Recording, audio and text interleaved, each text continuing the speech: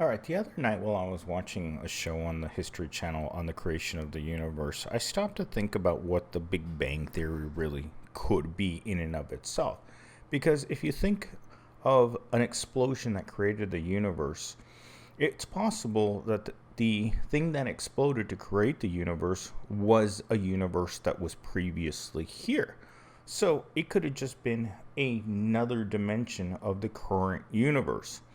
So, along those thoughts, last night I was watching Back to the Future Part 1. And it's a movie that I've always kind of enjoyed despite how hokey it is. But it goes to show how much the Mandela Effect can really alter our view of reality.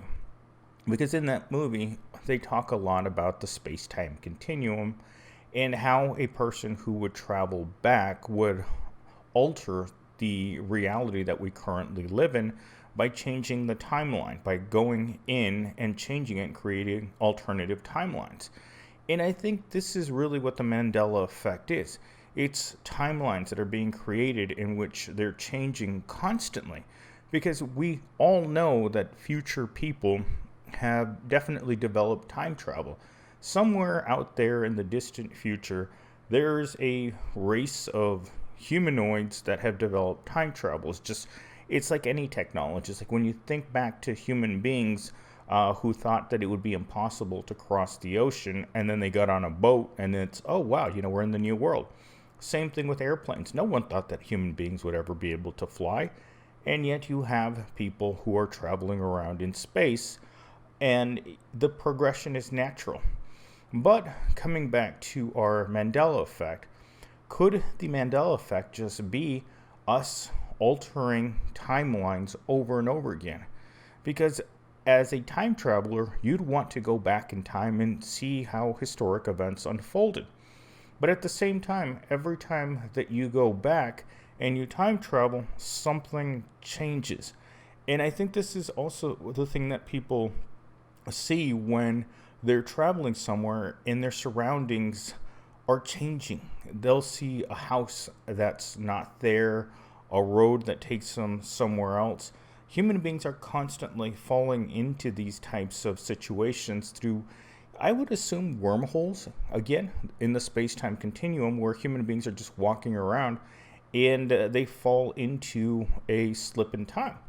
For a lot of people who believe in disappearances of human beings, because you wouldn't believe how many people just vanish off the face of the earth in an average year. Just here in the United States, thousands of people just disappear without a trace, and they're never seen again. So chances are they're falling into some sort of time slip or some other time-related event, and they're just getting caught in it. And so when you think about the way that the Mandela effect would happen, according to this, is that every time there's a correction in the timeline, when somebody travels back and it creates an alternative future, that you would have things that are changing around us. Just like my favorite example, the Berenstein Bears. Steen, as in the German word for stone. I know that it was Steen because this was my favorite book when I was a kid. And if it had been Berenstein, as in stain, as a clothing stain, it wouldn't have stuck out so much in my head as it did as soon as I started learning German. When I started learning German, it's like I know that word from when I was a kid. But according to people that I've always remembered the Berenstein Bears as being a stain, they just don't believe that. But every time that I see a Mandela effect, like the person that this is named after, Nelson Mandela, I don't really have a solid understanding of the timeline of Nelson Mandela being in prison in South Africa and him getting out and him becoming president. All of those facts seem very blurry in my head, even though I don't remember them well.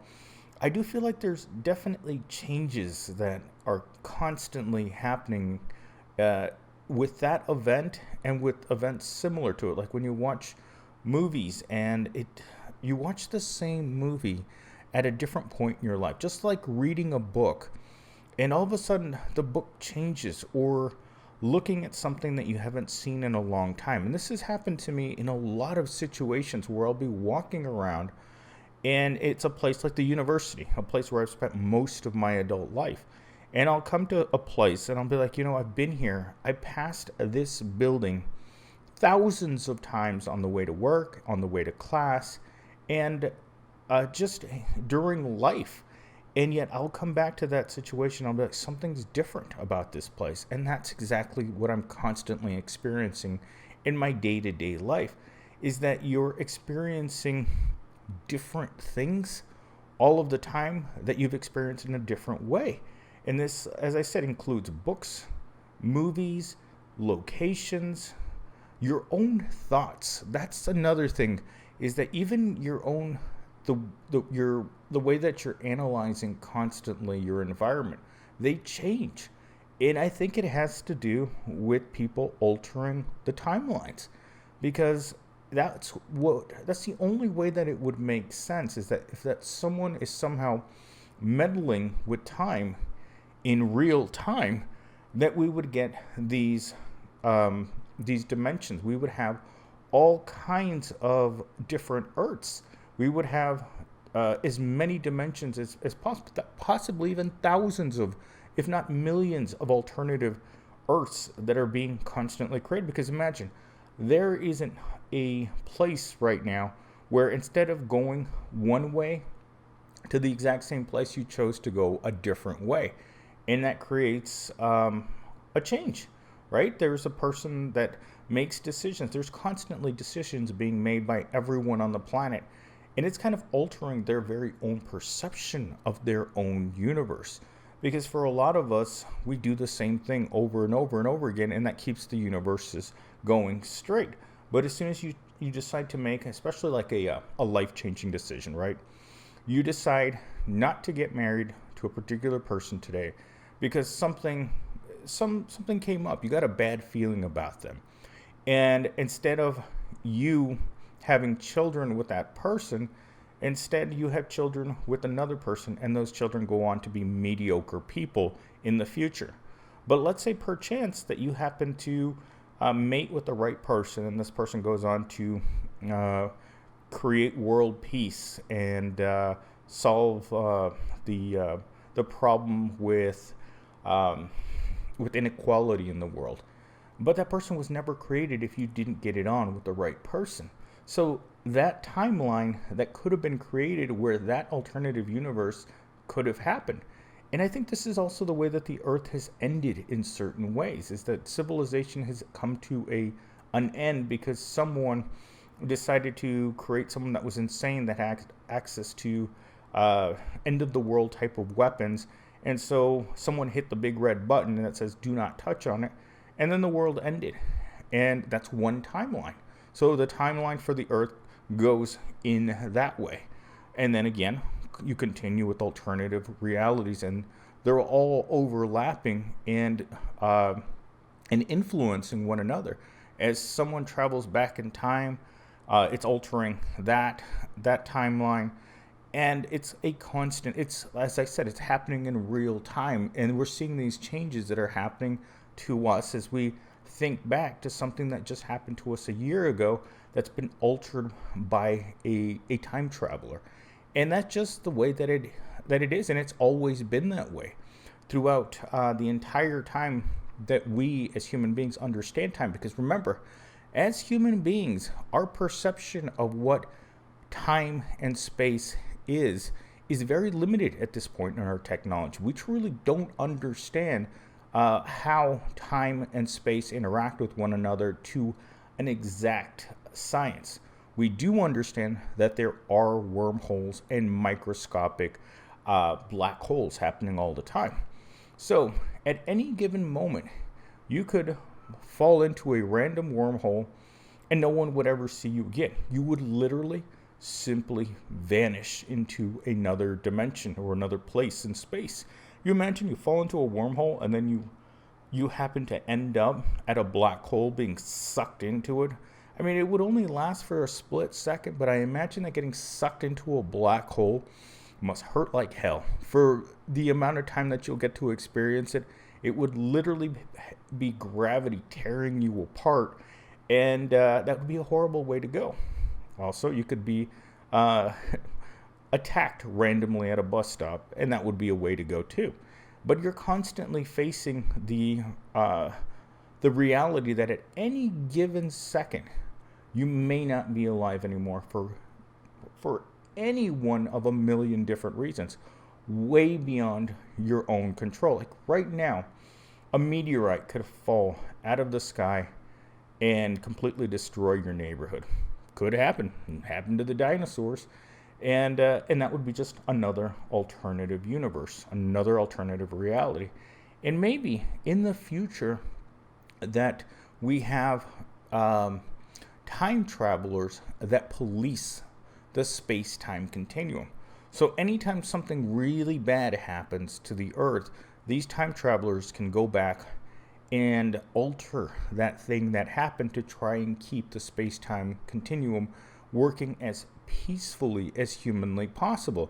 Because if you have, let's say, an asteroid strike that hits, let's just say it hits the middle part of America and decimates that part, you could have time travelers that could go back and alter that timeline so that doesn't happen, or that the casualty percentage of people that actually are affected by it or lose their lives to it wouldn't happen. I mean, I guess you would do that with natural disasters now, but the time traveling police people would have to decide on which events, which historical events have the most significance, and go back and alter them constantly. Because you imagine certain scientific breakthroughs that didn't happen for us humans. And if some of them didn't happen, we could still be living as hunter-gatherers somewhere. Or maybe there is a set of human beings that never decided to convert over to a society. They just decided to stay hunter-gatherers. And in this parallel universe, there are hunter-gatherers instead of giant cities. I'm sure they would be much happier than us. But that's a possible alternative to what has happened to us. But again, when you think about the Mandela Effect and that movie, The Butterfly Effect, which I saw a long time ago, and I just think of how ridiculous it is. But then again, human beings don't understand the way that that things are happening around us. Even our own perception of what's happening to us at any given moment is our own reality. And our own reality is our own perspective of everything that's happening around us at any given moment. And that could be a false sense. Someone could see your version of the universe as not being the same one as their own. And again, this could lead to the Mandela effect in the sense that you perceive that something happened in a certain way. Because if there's one thing that we know about human beings and seeing the same event, is that everyone that saw that event is going to have a different interpretation of those events. Because we all have different levels of education, perception, our wisdom, our knowledge, our ability to interpret situations is vastly different. But at the same time, we can all see when bad things happen or when something changes dramatically. That's why you have something that's happening to a large segment of people that are seeing this this particular event that took place that we remember differently. Anyhow, I'm going to stop it there because this is obviously well outside of my own understanding, of course. I mean, I read the book The Time Machine, which changed my perception at that time of the way that time travel is done. Because if you think about the way that book portrayed time, the time machine is sitting in place. Time is traveling around it. Think of the time machine as being a canoe on a river, right? Space and time continues to move at a same pace.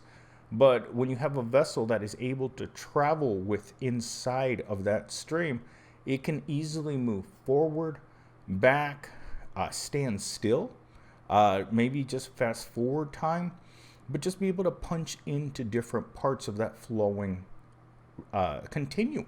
Because that's what a continuum is. It's a flow of space and time. It's a river of time and space. And this and it never stops. So if you could develop a machine that could pop in and out of that particular out of that realm, it would be feasible to be able to go in any direction that you wanted.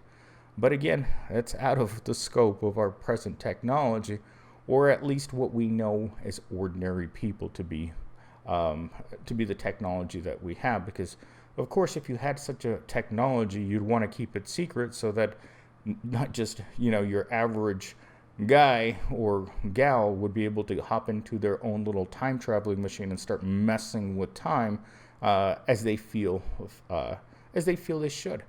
And I mean, people do. We all know that people are capable of some pretty stupid things, and I think time travel is going to have to be restricted to a very select few people who aren't constantly creating alternative realities for the planet in which it ends up blowing up and starting another Big Bang.